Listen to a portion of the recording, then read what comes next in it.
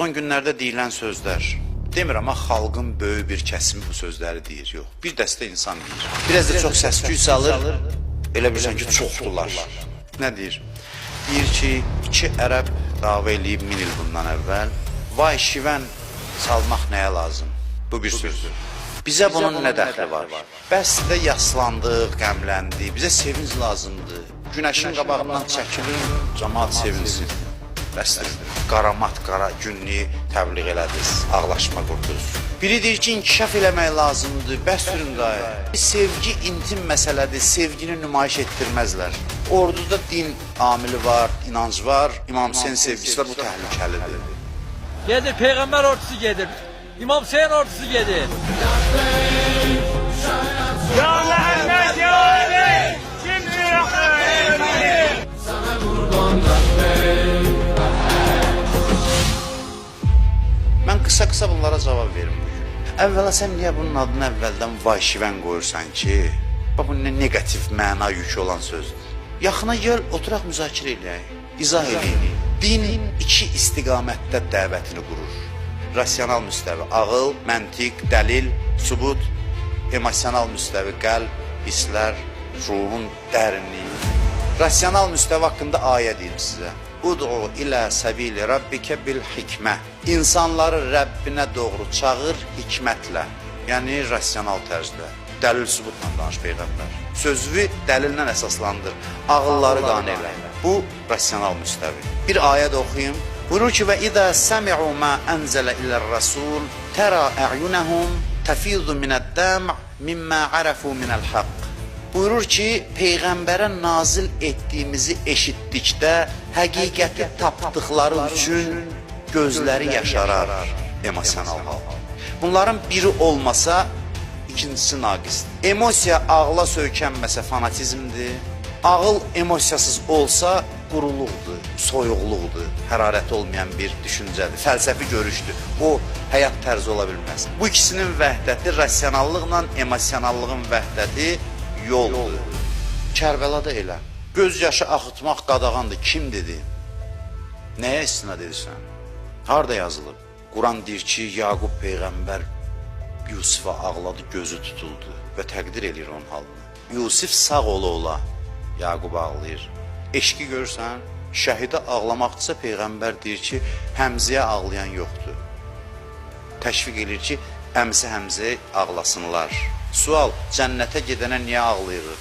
Cavab, cənnətə getmək şəhidin fərdi uğurudur, müvəffəqiyyətidir. Amma şəhidlik bir ictimai hadisədir. Bir yerdə haqq əhlini, haqq dediyinə görə öldürürlərsə, haqq tərəfdarı həmin gün bayram eləyə bilməz. Haqqın əzildiyi gün mən bayram eləmirəm. Düzdür, haqq əhli cənnətə getdi, amma bu ictimai hadisədir. Mən buna qiymət verməliyəm, mövqeyimi bildirməliyəm. Niyə bu daha çox? Çünki başa düşün, Peyğəmbər ailəsinə qarşı soyqırım həyata keçirilib. Kərbəlada məqsəd bu nəsli kəsmək idi. Kərbəla tarixdə görünməmiş bir hadisədir. Tam batillə tam haqqın üzə gəlməsidir. Heç vaxt belə olmuyor. Südəmər uşaqdan 90 yaşda kişiyəcən qətlə yetirilir. Allahın möcüzəsi ilə Əhl-i-Beytin bir nümayəndəsi sağ qalıb. Peyğəmbər ümməti özünə adlandıran, namaz qılıb oruç tutub həccə gedən adamlar Peyğəmbər ailəsinin qanına susuyur və onları yer üzündən silmək qərarına gəlir. İkincisi, adamlar cənnətə gedib, sənin ürəyindəki daş parçasıdır yoxsa, içindəki yoxsa qəlb gəzdirirsən sən. Necə yəni? O qədər bizim igid qəhrəmanlarımız cənnətə gedib, əmin cənnətə gedib, amma ailəsi danışır, xatirələrin gözümüz yaşla dolur. Bu insani duyğunu təftiş eləyəcəksən. İnsanlara deyirsən ki, mərhəmətli olma, acıma, yanma. Bu nə tərz təfəkkürdür? Demirsən, aramlıq istəyirəm. Bəli, aramlığı Hüseynin sevgisi təmin eləyib bu ölkədə. Əsrlərlə. Bu sevgini alsan, dindən çıxartsan, yerində qalır radikallıq, fanatizm, sərt ehkamçılıq. Halal haram, olar olmaz, vəssalam. Şirk filan.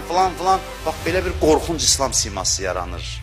O ki, qəddarlıq olmur, dindar, radikal deyil, sevgi mərkəzli bir inancı var. Bunlar hamısı Əhl-i-Beyt sevgisidir ki, məzhəbindən asılı olmayaraq, Azərbaycanda bunu bir məzhəbə aid eləmək xəyanətdir. Məzhəbindən asılı olmayaraq xalqın bağlayan bir bağdır. Bu ziyarətgahlar ki, dövlət hesabına təmir edilir. Bu ziyarətgahlar kimin məzarıdır? Həmin o Peyğəmbərin nəslindən gələn hansısa bir seyyidin də məzarını ki, neçənci babası gedir İmam Hüseyin olur, xalq ziyarətgaha çevirir. Dövlət də çox düz iş görüb onu təmir edir. Çünki bunlar həmin o sevgini qoruyur, cəmiyyətdə saxlayır. Övliyalara məhəbbət. Deməli, din olur məhəbbət mərkəzdir. Təhlükəli olmur, əksinə təhlükəsiz olur. Sən istəyirsən, zahirən gəlişi gözəl sözlərlə bu şirkdir filan, ondan başladılar yaxın şərqdə, sonra başladılar ziyarətgahları partladıb dağıtmağa, bir dənə qorxunc bir din yaratdılar. Onun axı bazasını hazırlamaq lazım, onu birdən-bir eləmirlər. Bazasını necə hazırlayaq? Bu sevgini hədəf alaq, ziyarətgaha hədəf alaq, İmam Hüseyin eşqini hədəf alaq, ondan sonra həmin o ehkamçılığı, bu fanatizmi gətirək, radikallığı gətirək. Bunun planını cızırlar müsəlman ölkələri üçün. Deyir ki, sevgi sakraldır, gizlidir, intimdir. Sevgini nümayiş etdirmək saxtakarlıqdır. O, fərdi sevgidən söhbət gedər. O, ona aiddir. Bu sevginin ictimai tərəfidir. Sevgi gərək təbliğ olunsun. Sevgi təbliğ olunsun ki, yayılsın. Niyə görə hansısa bir ideyanı incəsənət tərənnüm eləyir, ədəbiyyat tərənnüm eləyir, əsərlər yaranır? Niyə görə soruşuram? Elə kitab yaz, fəlsəfi bəsdə, niyə? Ədəbiyyat ruha nüfuz etdirir, incəsənət qəlbə nüfuz etdirir deyə musiqi yaranır. Vətənpərvərlik marşı nə üçündür? Belə deyəndə vətənpərvər olun, bir saat danış. Marş duyğuları hərəkətə gətirir. Bu da mərsiyədir.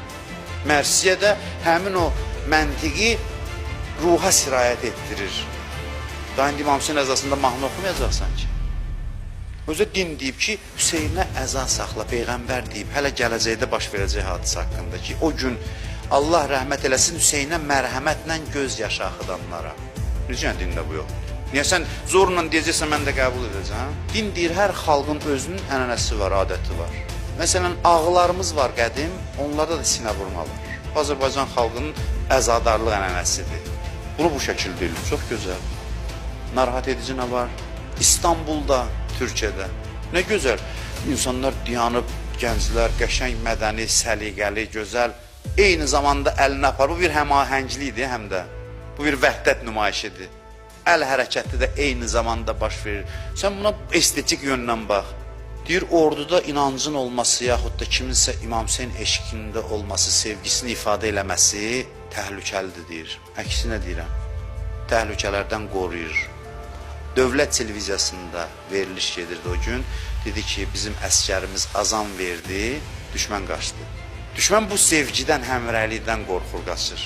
Xüsusi təyinatlı özü mənə danışırdı ki, 300 nəfərdən ibarət postu idi ermənilərin. Biz mühasirəyə düşmüşdük Şuşa ətrafında. Biz təkbir deyən kimi qoyub qaçdılar hamısı.